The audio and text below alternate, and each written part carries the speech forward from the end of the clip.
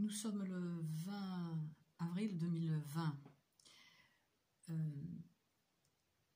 Je dénonce sur ma chaîne le harcèlement électromagnétique dont je suis la cible, qui commence à être connu, on en parle beaucoup, partout sauf en France. Je suis devenue lanceur d'alerte malgré moi, pour dénoncer ce qui m'est fait à moi, ce qui est fait aux autres cibles aussi. Et je le fais de manière assez véhémente. Notamment, ceux qui sont à Nice, vous avez pu croiser peut-être ma voiture avec des inscriptions de toutes parts contre le harcèlement électromagnétique. D'emblée, je vous dis que vous avez beaucoup de documents de qualité sur la chaîne de Nico Cible et aussi sur la chaîne de Elena Sagnol, mais qui ces derniers temps fait les vidéos en russe. Dommage, parce qu'elle a des documents vraiment très intéressants, des scientifiques russes, des spécialistes russes qui parlent de l'implantation par des puces RFID non consensuelles, forcées à l'insu des gens. Donc renseignez-vous. Ce qui vous attend aussi si vous acceptez la puce, le vaccin après le Covid, parce que c'est ça qu'ils veulent. Ils veulent la surveillance par des moyens numériques, par des radiofréquences, comme c'est le cas pour nous, les cibles blacklistées.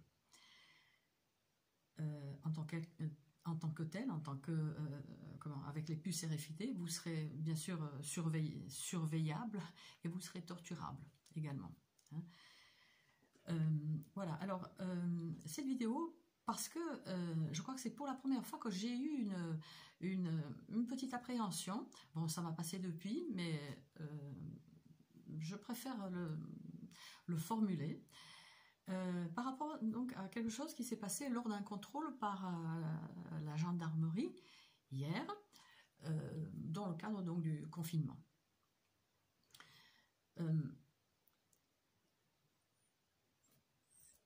Les lanceurs d'alerte, nous sommes exposés, nous risquons notre vie, on le sait. Le renseignement, pour le renseignement, une vie humaine ne vaut rien, même beaucoup de vies humaines ne valent rien, comparé au secret défense. Secret défense doit être gardé. Or, ce que je fais depuis 1 an, je crie haut et fort, je dénonce cette criminalité qui est un harcèlement global, un harcèlement en réseau et harcèlement en réseau, gangstalking, renseignez-vous, et le harcèlement électromagnétique, torturer à distance, à travers les murs, une personne par des dispositifs d'attaque à distance, à base de rayonnement électromagnétique, lumineux, acoustique, thermique, peut-être, etc. Techniquement, c'est complexe. Alors, c'est sûr que le renseignement doit apprécier moyennement. Et le renseignement, avec le Covid, aurait une occasion de me dégommer. Le renseignement sait très bien faire l'élimination physique sous forme d'une maladie quelconque. C'est bien dit dans le livre que je vous cite quasiment à chaque fois, écrit par un ex-RG, qui dit que, donc dans le chapitre de l'élimination physique, les services secrets savent très bien dissimuler un assassinat sous les apparences d'une mort naturelle, d'une maladie ordinaire.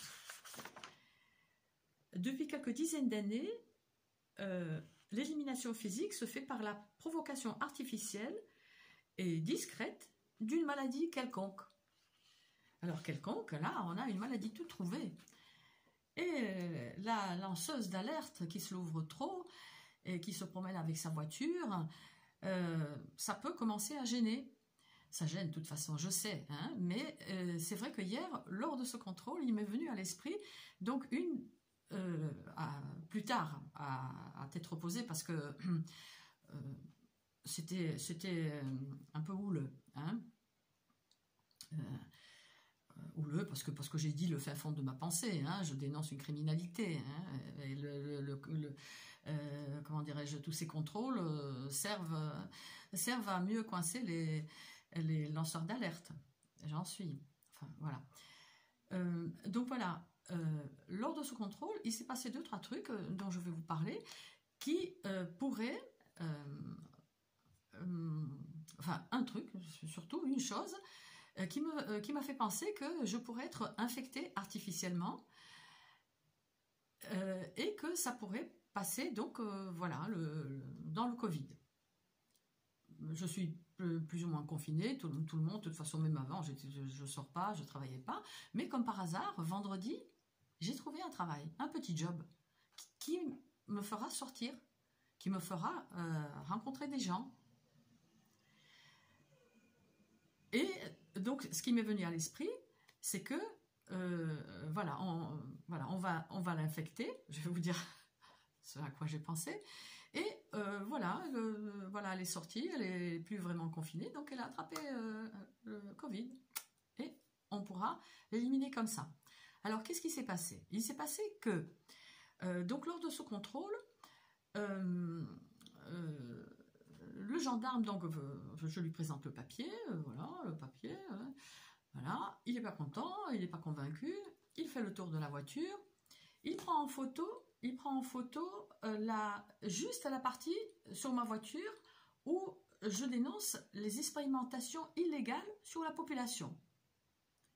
Je pense qu'il a pris que ça, il n'a pas pris le bas, hein, où je cite le RG qui dit que le harcèlement est une des missions les plus courantes, les plus ordinaires des services secrets. Bon, il a fait son choix.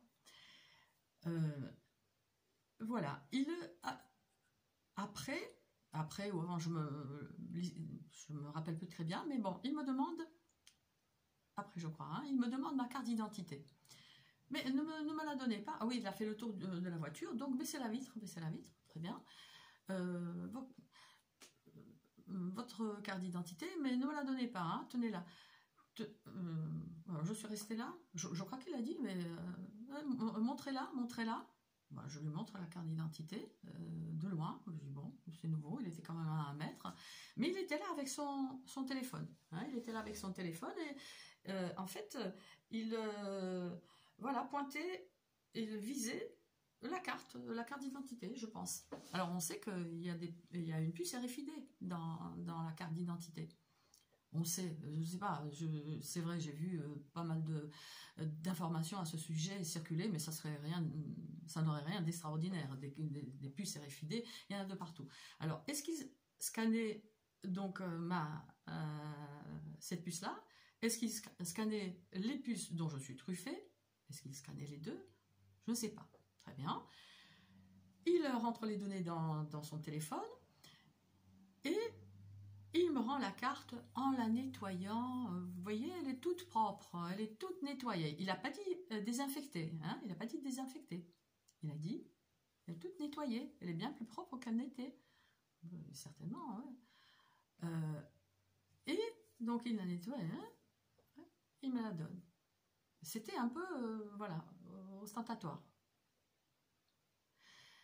Et après, il va se nettoyer les mains, lui, alors que tout était désinfecté. Alors voilà ce qui m'a fait venir à l'esprit, après, à tête reposée, et en sachant tout ce qui peut être fait, tout ce que le renseignement sait faire, et que certains opposants, notamment en Chine, je crois, ont été éliminés sous couvert de Covid. Eh bien, j'ai pensé que peut-être, au lieu de nettoyer la carte, il y mettait quelque chose y était mis. Alors, il n'y a pas d'allégation, hein, c'est des suppositions, je ne sais pas, hein, j'y ai pensé, voilà, voilà, il y a beaucoup de forces de l'ordre qui participent au harcèlement, hein, avec la bénédiction du renseignement, enfin des commanditaires, des militaires, les gendarmes, c'est les militaires, donc ça se pourrait, hein. Ça se pourrait, je me pose des questions, voilà, ça me vient à l'esprit, j'en parle, voilà. Je n'affirme rien, mais voilà ce qui s'est passé.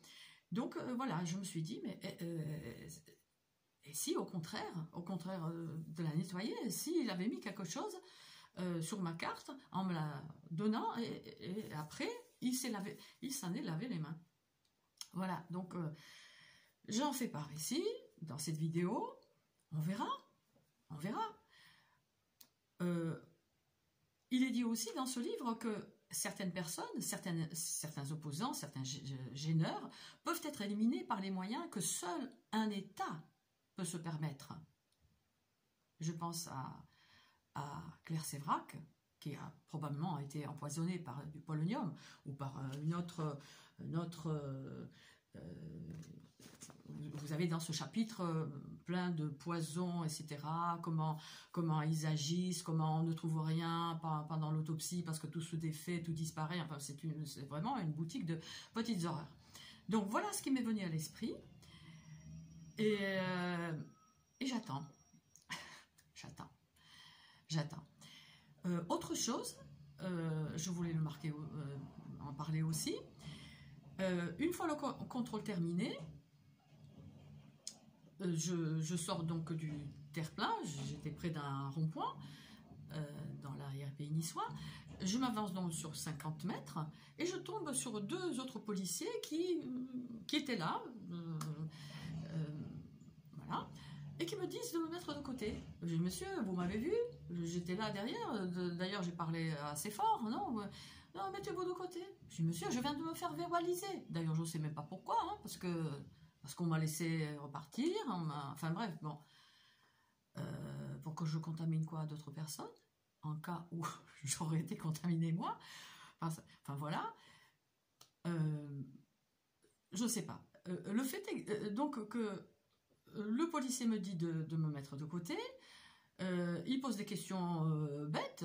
Vous allez où? Je dis, mais je l'ai dit. Non mais restez là. Visiblement, il voulait me maintenir sur le côté pendant que son collègue, avec son téléphone, il fait comme ça. Il va donc, il va comme ça, voilà. Il fait le tour de ma voiture et voilà. Alors, on sait, nous autres cibles, de ce harcèlement absolument terrifiant, où on peut vous torturer en impunité la plus totale, à hurler. On sait que nos implants émettent sur certaines fréquences, ces fréquences peuvent être récupérées pour une torture tout de suite ou torture différée. Quand je dis torture, c'est vrai, ça peut faire rire. Hein, qu'est-ce qu'elle a? Elle n'a pas l'air d'être torturée, etc. C'est des douleurs infligées tout le temps. Et encore, moi, franchement, par rapport à Alena Sagnol, c'est vrai, je m'en tire bien, même si, bon, on m'entend quand même hurler de douleur, hein, quand je ne peux pas me retenir, et de rage peut-être aussi, hein, que ma santé est bousillée de la sorte. Donc, j'ai perdu le fil. Enfin, voilà. Oui, donc, ce policier, qu'est-ce qu'il faisait là avec son téléphone? Est-ce qu'il relevait les fréquences de mes implants RFID? Est-ce qu'il prenait les fréquences d'un dispositif qui a été mis frauduleusement, je ne sais pas où, probablement au-dessus de ma tête, dans le plafond de la voiture, où lors des enregistrements apparaît une grosse tache, une tache à peu près comme ça, qui apparaît et qui disparaît. Or, à l'œil nu, il n'y a rien.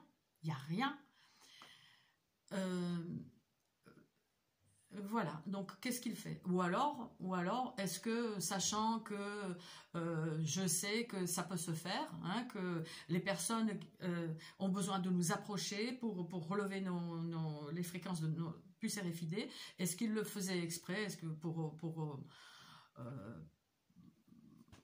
est-ce qu'il le faisait exprès? Je ne sais pas. Enfin voilà, donc je voulais le partager. Je voulais en même temps vous passer, pour ceux qui ne connaissaient pas cette information, sur cette criminalité où nous, les cibles blacklistées, les targeted individuals, les zambiazane osobi, tachovane osobi, les individus sélectionnés, nous sommes les précurseurs de ce que vous allez vivre. vous avez le temps, pendant le confinement, d'aller chercher les informations. En premier lieu, vous avez l'article juridique, le seul. C'est probablement même peut-être l'opposition contrôlée qui l'a laissé. Hein, en même temps que mon article, hein, mon texte, j'ai publié un texte aussi. Donc le texte d'un juriste s'appelle « Droit comparé du harcèlement électromagnétique, nécessité d'une loi française ». Après, vous avez aussi mon texte publié dans la revue Top Secret en 2016, numéro 84. Pour ceux qui se diraient « mais qu'est-ce qu'elle a la dame, de quoi elle parle ?» Renseignez-vous, la situation est gravissime, gravissime. J'espère à bientôt et j'espère que, voilà, que tout ça, c'est une appréhension fondée, mais que ça n'aura pas lieu. Voilà. Cette vidéo, c'est pour conjurer, en fait. Voilà. Ou alors, si des fois je devais être éliminée de cette manière-là, en étant infecté de quelque chose qu'on aurait passé sur ma carte d'identité, en plus, hein, en plus, et bien,